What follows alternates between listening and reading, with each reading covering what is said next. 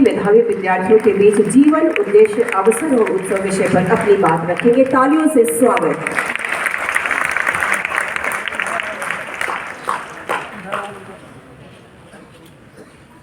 बहुत बहुत धन्यवाद। बहुत रोमांचित हूँ मैं आज यहाँ इस मेधा दिवस के अवसर पर। मंच पर आसीन अपर मुख्य सचिव श्री दीपक कुमार सिंह जी,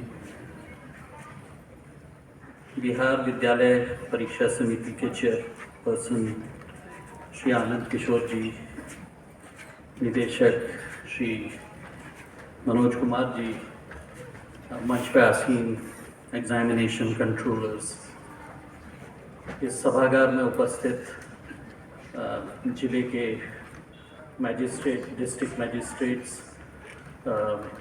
शिक्षा के तमाम अधिकारी और आज के दिन के सबसे महत्वपूर्ण लोग, जो बच्चे, जो छात्र छात्राएं बिहार का। मैं ये देख रहा था किताब, इसको देखने से पता चलता है कि तमाम जिलों का प्रतिनिधित्व है इस मेरिट लिस्ट में, और जिस मेरिट लिस्ट में तमाम जिलों का प्रतिनिधित्व होता है, तमाम वर्ग का प्रतिनिधित्व होता है, छात्र और छात्राओं का नंबर एक तरह से रिप्रेजेंटेटिव नंबर दिखता है, तो वो इस बात का द्योतक होता है कि एग्जामिनेशन है जो वो फियरलेस और फेयर एग्जामिनेशंस हुए हैं।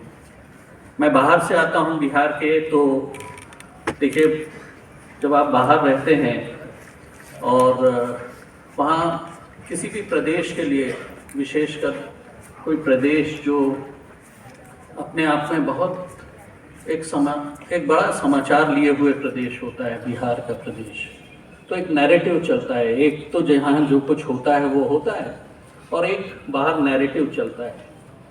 तो उस नैरेटिव में मैं एक बात ज़रूर कह सकता हूँ आज इस कार्यक्रम में अपनी बात रखने के पहले, कि एक बदलता हुआ नैरेटिव, विशेषकर एग्जामिनेशन के बारे में जो नैरेटिव था, उसमें बड़ा एक बदलाव हो रहा है। और मैं बिहार विद्यालय परीक्षा समिति जो सूत्रधार है इस मेगा नैरेटिव को बदलने के लिए, उसके अधिकारियों को, उसकी अध्यक्षता करने वाले महानुभावों को, सबको सबसे पहले तो बधाई देना चाहता हूँ कि जिस दौर में कोविड के भी दौर में मैंने सुना था, पढ़ा था कि जब CBSE भी एग्जामिनेशंस को समय पर कराने के लिए स्ट्रगल कर रहा था, आपके राज्य में समय पर और बेहतर तरीके से परीक्षाएं संपादित हो पाई, और उनका रिजल्ट भी, वो पूरी साइकिल जिसकी बात आनंद किशोर जी कर रहे थे, वो पूरा साइकिल कंप्लीट हुआ। बात सिर्फ किसी एक साइकिल को कंप्लीट करने की भी नहीं है, जिस तरह के बुनियादी सुधार परीक्षा की प्रणाली में ज़रूरत है, उस डायरेक्शन में भी काम हुआ है। तो सबसे पहले तो मैं आभार मानता हूँ। देखिए, मैंने अपनी बात को शुरू करने के पहले ये कहा था कि मैं बहुत रोमांचित हूँ, और ये यूँ ही नहीं कहा कि मैं बहुत रोमांचित हूँ। मेरे इस रोमांच के पीछे 3 कारण हैं। उसका पहला कारण तो ये भूमि है जिसको बिहार कहते हैं। देखिए, यूँ तो किसी भी भूमि के अतीत और उसके इतिहास में कुछ ना कुछ ऐसा होता है जो हर किसी जगह का व्यक्ति अपने इतिहास को बहुत गौरवशाली इतिहास के रूप में देखता है। आप किसी भी प्रदेश में चले जाइए, किसी भी देश में चले जाइए, दुनिया के किसी कोने में, हमारे पास एक रिकॉर्ड होता है, दस्तावेज होता है जिसमें हम अतीत के गौरव को दर्ज करते हैं। तो लेकिन कुछ जगह का इतिहास इस तरह का होता है कि जहाँ के इतिहास में पूरे मानवीय सभ्यता के लिए गौरव के अंश होते हैं। और ये बात मैं इसलिए कह रहा हूँ कि मुझे हर बार बिहार आने में ये रोमांच पैदा हुआ। बिहार में इस भूमि ने 2 धर्मों को जन्म दिया। यह महावीर और बुद्ध की भूमि रही।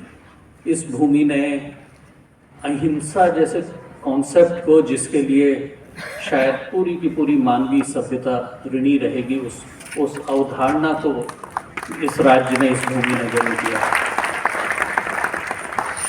बिहार की भूमि ने गांधी को गांधी होने का अवसर दिया चंपारण में आके। अगर आप पूछें उनके महात्मा होने की जर्नी का सबसे बड़ा मुकाम क्या था, तो शायद वो दक्षिण भारत की, दक्षिण अफ्रीका की घटना रही हो। लेकिन उसके बाद उनके जो 10-11 महीने उन्होंने चंपारण में बिताए थे, उस चंपारण के 10-11 महीने में मोहनदास को महात्मा गांधी के डायरेक्शन में ले जाने का काम किया। तो इस भूमि में कुछ ना कुछ बात तो ऐसी है जो यहाँ बुद्ध को होने देती है, यहाँ महावीर को होने देती है, जो यहाँ सिख धर्म के 10वें गुरु को होने देती है, जो यहाँ कौटिल्य को होने देती है। जो भूमि एक तरफ शौर्य और पराक्रम से अपने राज्य के विस्तार को अफगानिस्तान तक रखने वाले साम्राज्यों के लिए भी जगह बनाती है, और जो अहिंसा और शांति के संस्थानों को भी स्थापित करती है, तक्षशिला को, नालंदा को भी स्थापित करती है। तो बिहार आने का अपना एक मन है, ये भूमि बहुत महत्वपूर्ण है। और पहले मेरे रोमांच का कारण ये है। मेरे रोमांच का जो दूसरा कारण है, वो दूसरा कारण है जिन व्यक्ति के जयंती के अवसर पर ये मेधा दिवस आयोजित हो रहा है। सीवान जिले के किसी गांव से एक विद्यार्थी, जो शायद आप लोगों की उम्र में अपनी माताजी को खो चुका था, वो किस तरह से कलकत्ता विश्वविद्यालय जाता है और इकोनॉमिक्स की पढ़ाई करता है, अर्थशास्त्र की पढ़ाई करता है, और उसके बाद अंग्रेजी में अध्यापन करते हैं वो। और आप लोगों ने शायद सुना होगा, क्योंकि आप तो आपके प्रदेश के से ही वो आते हैं, डॉक्टर राजेंद्र प्रसाद साहब के बारे में एक बात जो किसी भी जगह विद्यार्थियों को बताई जाती थी कि उनके एक अंग्रेज एग्जामिनर ने उनकी एग्जामिनेशन की कॉपी को पढ़ने के बाद लिखा था कि examinee is better than the examiner. मतलब जो शिक्षार्थी ने उन्होंने जो कुछ लिखा था, उसको देख के उन्हें लगा था कि ये जो विद्यार्थी है ये परीक्षक से भी ज़्यादा विद्वान है। तो ऐसे व्यक्ति, यानी जो हिंदुस्तान की संविधान सभा की अध्यक्षता करते हैं, इतनी आप सब जानते ही हैं संविधान सभा कितनी विद्वत लोगों की सभा थी, और उसने किस तरह की खूबसूरती का संविधान लिखा। उस संविधान सभा की सदारत करने का काम, अध्यक्षता करने का काम डॉक्टर राजेंद्र बाबू कर रहे थे, और उसका सेक्रेटेरिएट भी आपके ही प्रांत के व्यक्ति के पास था।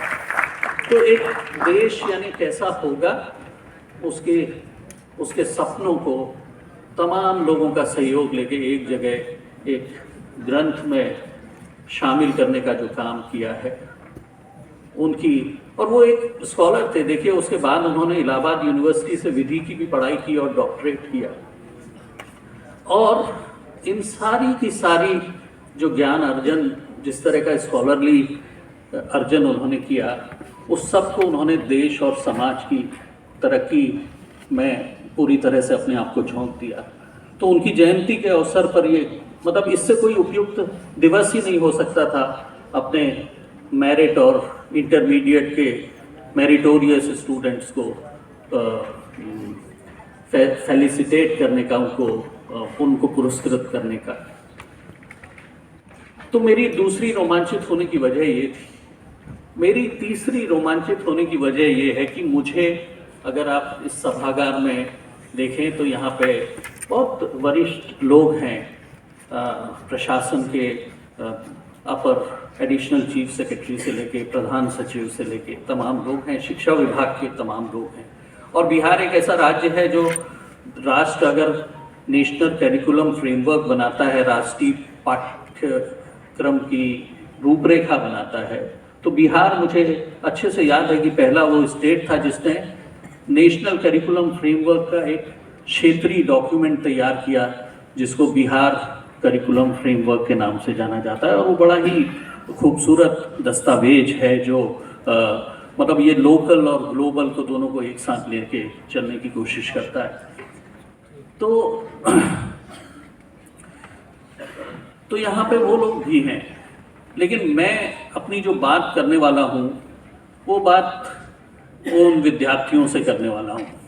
तो ये तो एक तरह से रूपरेखा थी, लेकिन जो मूल बात मैं करने वाला हूँ वो सारे स्टूडेंट से करने वाला हूँ, जो उनमें से हो सकता है कुछ लोग पहली बार पटना आए हों, हो सकता है कि उनके अभिभावक भी यहाँ बैठे हों, लेकिन आप लोगों को मैं बहुत बहुत बधाई देना चाहता हूँ। और मुझे अपर सचिव additional chief secretary Deepak Kumar Singh ji ने, देखिए उनकी साफगोई, उनकी ऑनेस्टी कि मैं दाद दूंगा कि उन्होंने आप लोगों को बधाई देते हुए ये कहा कि आप यहाँ पे आए हैं, उसके पीछे 80% आपका परिश्रम, आपका शौर्य, आपका पराक्रम है। उन्होंने अपने हिस्से और विभाग के हिस्से सिर्फ 20% जिम्मेदारी दी। तो मेरा संवाद मूल तौर से आप लोगों से है।